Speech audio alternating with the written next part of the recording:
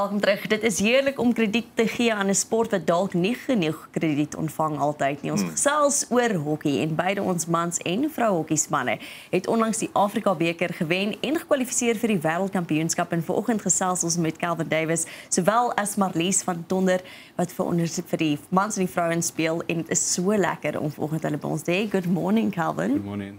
It's lovely to have you here this morning. Marlies, goeiemôre. Jy sluit ook by ons aan via die internet.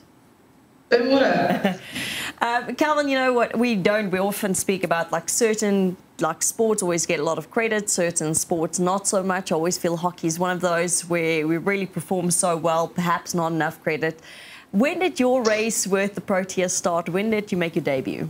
I made my debut last year in January for the first time against India. And then 4 or 5 months later, I got called up to the team again to go to the Olympics, making my second cap at the Olympics. So bit of a daunting experience for me, Sure. but it was an amazing 6 months with the national side. Marlies, en jy, wanneer het jy jou debuut gemaak? In Februarie 2016, ook teen India actually hier in Kaapstad. Nou hierdie Afrika beker, vir beide van julle wil ek graag weet, Marlies, kom ek begin by jou. Wie het julle gedink vooraf, want julle het hom nou al 8 keer gewen. So weet julle vooraf gedink is dalk julle moeilikste teenstanders? Ons het gedink Ghana sal die grootste teenstand vir ons bring en dit was so ook. Ons het in die pool stages 3-2 teen hulle gewen en toe in die final 4-0. So ja, beide was opwindende wedstryde geweest teen hulle. Calvin, you started the tournament and Zambia didn't pitch for the first game. Yeah. That must have taken the wind straight out of you. Yeah, I think we did expect it. At the end of the day, it is Africa, so it's happened before. I've been to under 21 African Cup of Nations, and a similar thing happened. So we were aware of it, and it might happen. So we were prepared, and we just used it in our advantage and did a bit of training. But it's always a surprise, and not ideal not playing a game to get some experience for the next game. But we made it work, and yeah, it ended up working in our favour. You also scored in the final, if I'm not mistaken. I did, yeah. I mean, it's a team sport, but let's be honest. I mean, you score, you score. The final was quite a game.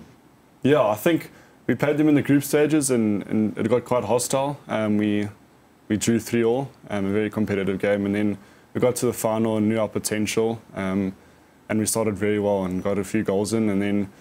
You're talking about the hosts, Egypt, that yes, you played. Yeah. Yes, we played Egypt, and they are a very good side, and I think we had our best game. And I spoke to the team throughout the tournament saying we need a peak at the right time, and luckily we did. We peaked in the final, which you need to do as a performing team. So yeah, we're very chuffed with how we played, and it showed in that game.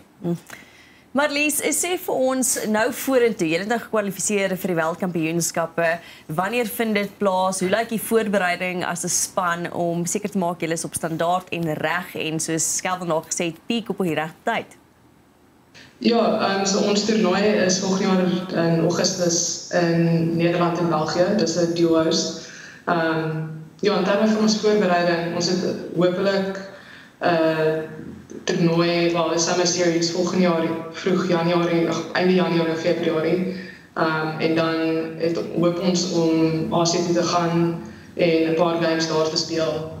En dan kortliks voor die wêreldbeker om Europa tours te doen en daar ook teen 'n klomp spanne te speel. So kyk, 'n groot deel van dit hang maar ook af van befondsing.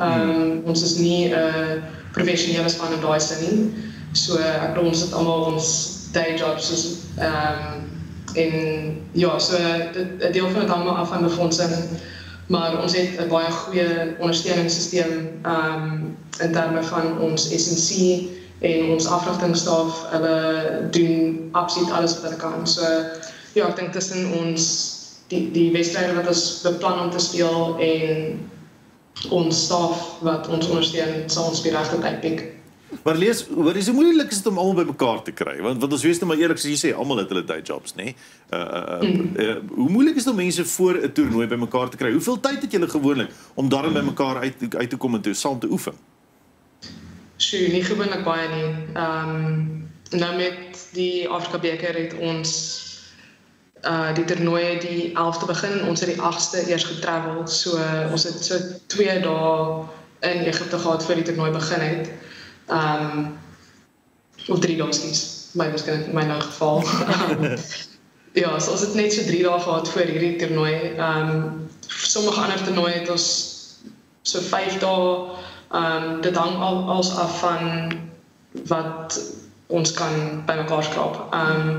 Die span is baie committed, so wanneer ons bymekaar kom, is almal baie gretig om die opofferings te maak wat nodig is, of dit nou is om verlof te vat of tyd af te vat van studies. So ons is almal baie committed aan die program om die span te laat suksesvol wees. Kelvin, it's so nice that she also mentioned, because I don't think people always realize the fact that, everyone's got day jobs or studying, and this is almost like part-time, yet you're so committed to it.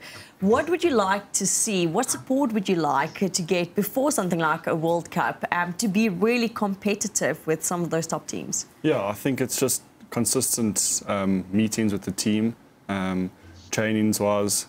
We can't really expect to get better if we're not committing to one another and being with each other. So I think just a consistent training plan where we can move forward and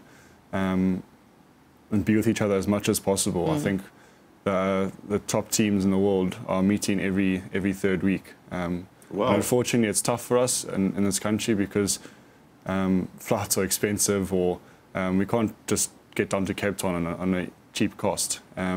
So they have it a little bit easier there, but we need to make it work with what we have here.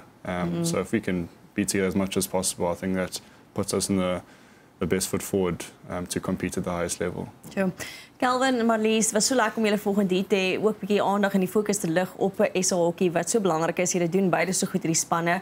Really take our congratulations back to both your teams. Thank you for your dedication to the sport and keeping South Africa's name high. And best of luck next year met die volgende Wêreldbeker. Ons wens julle alles sterkte toe. Ons julle verseker dophou, so baie dankie vir julle tyd volgend. No problem. Thank you so much. Dankie Marlies aan jou ook. Ja, nee, dat is groot te sien. Baie dankie vir ons gehad het. Dit is so lekker om te weet dat hierdie sporte so goed doen, en vanoggend het ons natuurlik selfs met Kelvin Davis en Marlies van Tonder, 2 van die spelers van SA Hockey, en ondersteun ons hokkiespanne. Ek dink hulle verdien dit. Bly net waar jy is, net die naaste tyd vir jou nuus.